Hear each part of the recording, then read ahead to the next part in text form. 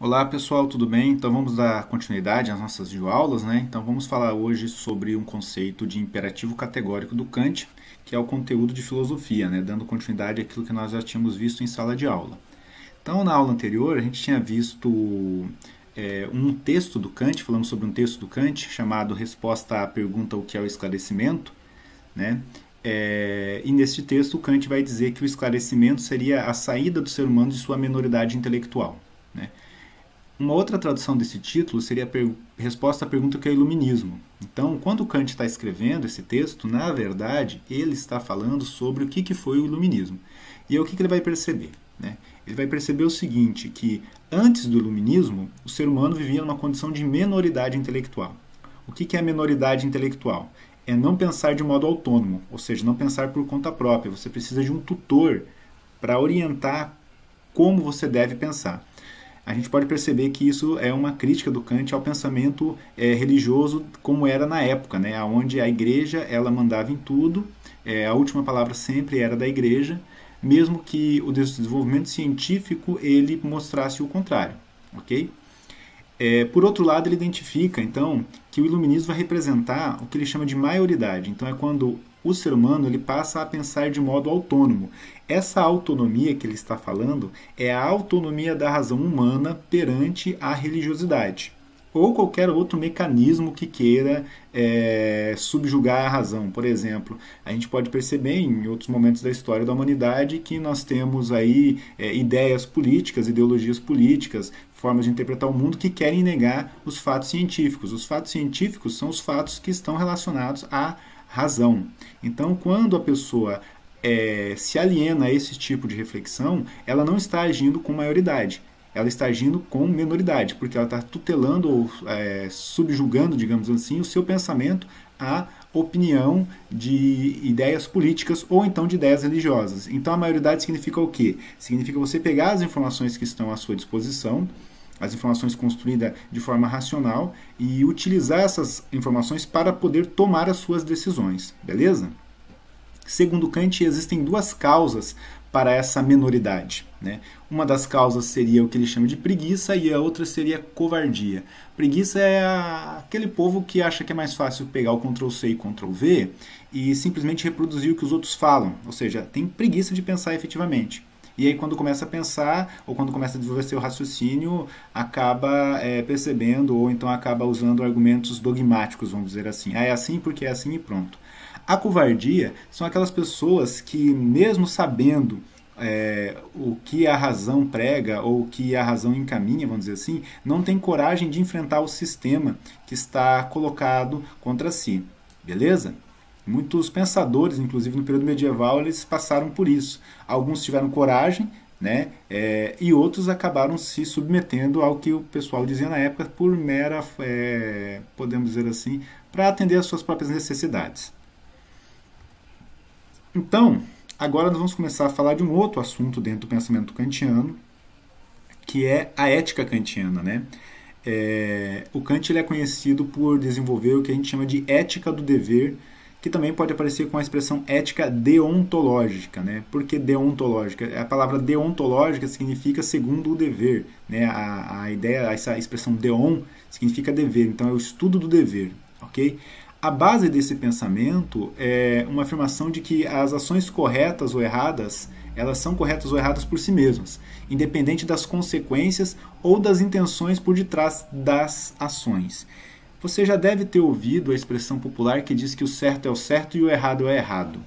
É mais ou menos isso que o Kant está querendo dizer. Então, as atitudes certas são certas em qualquer circunstância.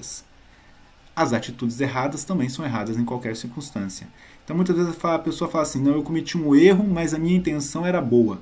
Pois é, mas para o Kant não deixa de ser um erro, ok? Mesmo que a intenção por trás desse erro fosse boa. Então, o Kant ele acredita que o ser humano ele é um ser racional, né, como nós sabemos, e pelo fato de ser um ser racional, nós, utilizando a razão, poderíamos identificar quais são as atitudes corretas e quais são as atitudes erradas, né? Ou seja, identificar quais são as ações que estão de acordo com a razão. Então a gente poderia pensar assim, então, sabendo disso, a gente deveria fazer o quê? Fazer uma lista, então, do que é certo ou do que é errado, né? Porque já que eu sei que eu consigo chegar à compreensão do que é certo e do que é errado, só basta fazer uma lista. Pois é, mas aí vamos fazer um exercício. Se você tivesse que fazer uma lista dos comportamentos que são certos e comportamentos errados, quantos itens teria a sua lista? Tanto de comportamentos certos ou tanto de comportamentos errados? Então, o que o Kant percebeu? Se a gente fosse fazer uma lista, nós teríamos um problema, porque essa lista seria interminável. Ela seria interminável porque são muitas as ações humanas, né? E isso é um problema pelo fato de que a gente não teria condições nem de concluir a lista e muito menos de exigir que as pessoas elas tivessem condição de decorar essa lista ou saber todos os elementos que estão dentro dessa lista. Então, ao invés de propor uma lista, o Kant vai propor uma outra alternativa. Essa alternativa é o que ele chama de imperativo categórico. Então, se a gente tivesse que traduzir de uma forma assim, resumir, vamos dizer assim, o que seria um imperativo categórico, a gente poderia dizer que ele é um princípio ético fundamental. Ou seja, ela é uma regra que a pessoa deve levar em consideração antes de agir. Eu gosto de dizer, é como se fosse um filtro.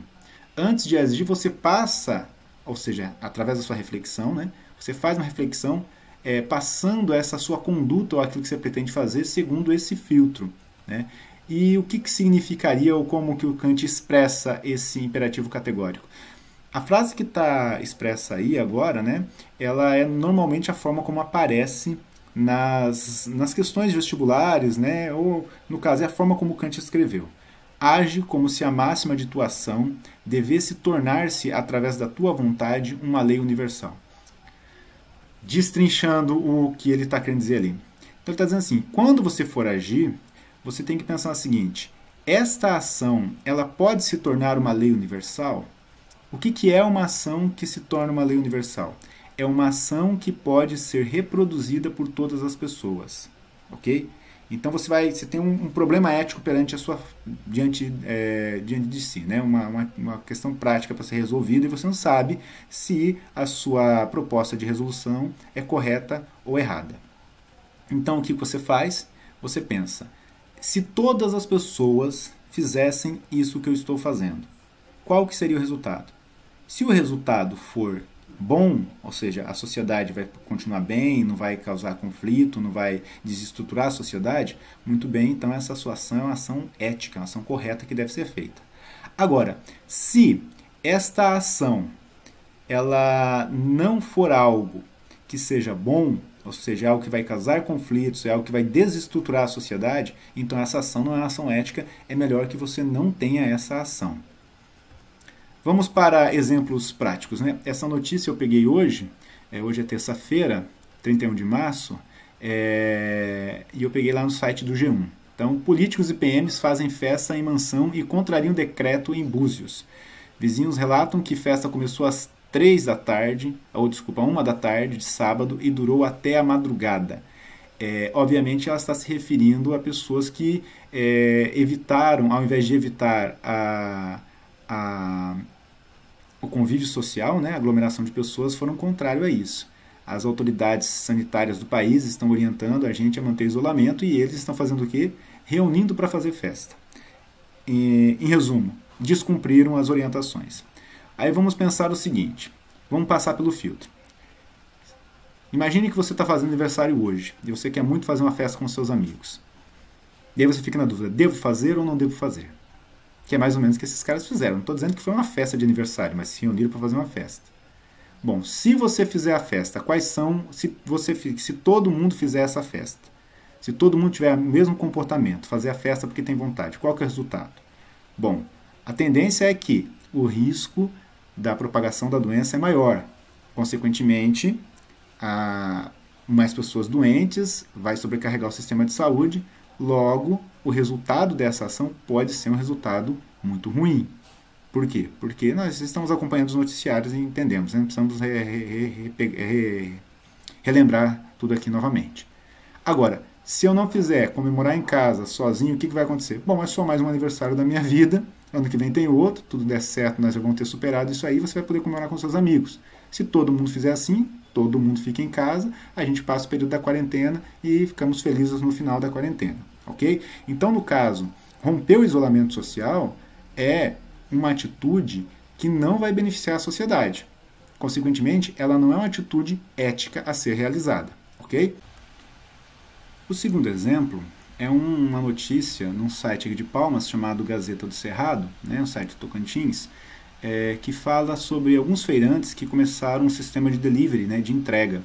E aí, ao final, tem até a lista dos feirantes que estão fazendo esse sistema de entrega. Se quiserem, inclusive, até acessem lá, digita Gazeta do Cerrado e coloca esse título, ou só coloca o título lá no Google que ele vai mandar para essa matéria.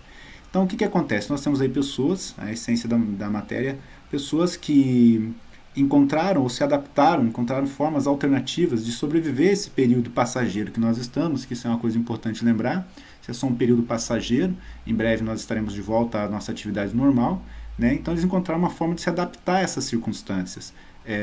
Então vamos avaliar essa situação aqui. Então, por exemplo, estamos perante essa situação toda, e aí o processo de se adaptar, encontrar alternativas, se todo mundo fizer isso, ao invés de romper as regras de isolamento social que estão sendo orientadas pelos órgãos de saúde. Se todo mundo fizer isso, o que acontece? Vai ser bom para a sociedade ou vai ser ruim para a sociedade? Obviamente, a gente pode perceber, né, que vai ser bom para a sociedade, porque, como eu falei, é só um período passageiro. Então, encontrar formas de fazer as coisas como fazíamos anteriormente, né, fazer as mesmas coisas sem romper as regras de isolamento. Então, esse processo de adaptação, na verdade, seria uma atitude ética, segundo o pensamento de Kant. Beleza?